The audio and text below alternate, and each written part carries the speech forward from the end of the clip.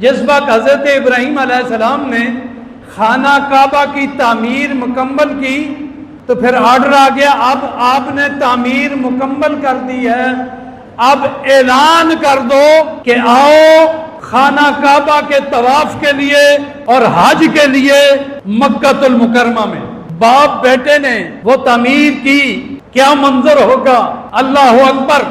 جس وقت وہ مکمل طور پہ خانہ کعبہ تعمیر ہو چکا، آرڈر ہوا اب ابراہیم اعلان عام کر دو کہ لوگ حج کے لیے مکہ المکرمہ میں آئیں۔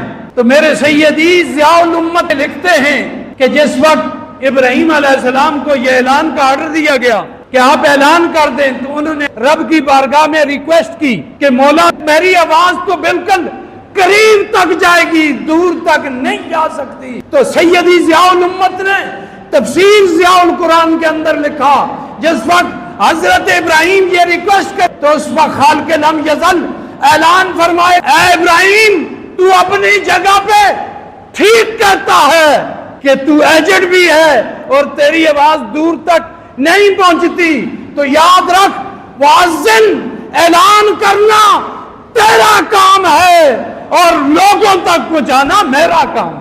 پھر حضرت ابراہیم خلیل اللہ جبل ابی قبیس پر تشریف لے جاتے ہیں، حج کا اعلان فرماتے ہیں۔ جس وقت حضرت ابراہیم خلیل اللہ نے اعلان کیا، جو زندہ تھے پیدا ہوئے تھے انہوں نے تو سنا، جو ابھی تک آئے نہیں تھے دنیا میں آنا تھا، باپوں کی پشتوں میں ماؤں کے رحموں میں موجود تھے، جس نے بھی لبیک کہا اللہ تعالیٰ نے اس کو حج کی سعادت نصیب فرمائی۔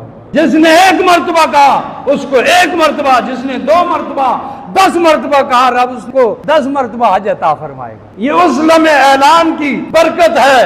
امت مصطفیٰ تو بعد میں آئی، تو یہ اللہ کی عطا کیسے تھی کہ اعلان کرنا تیرا کام ہے، لوگوں تک پہنچانا میرا کام ہے۔ وہ خالق ہے، وہ مالک ہے، اس نے پھر پہنچایا، اور قیامت تک جو حاجی حج کرنے جائے گا اس نے حضرت ابراہیم کے اعلان پہ لبیک کہا ہوگا تب وہ جائے گا۔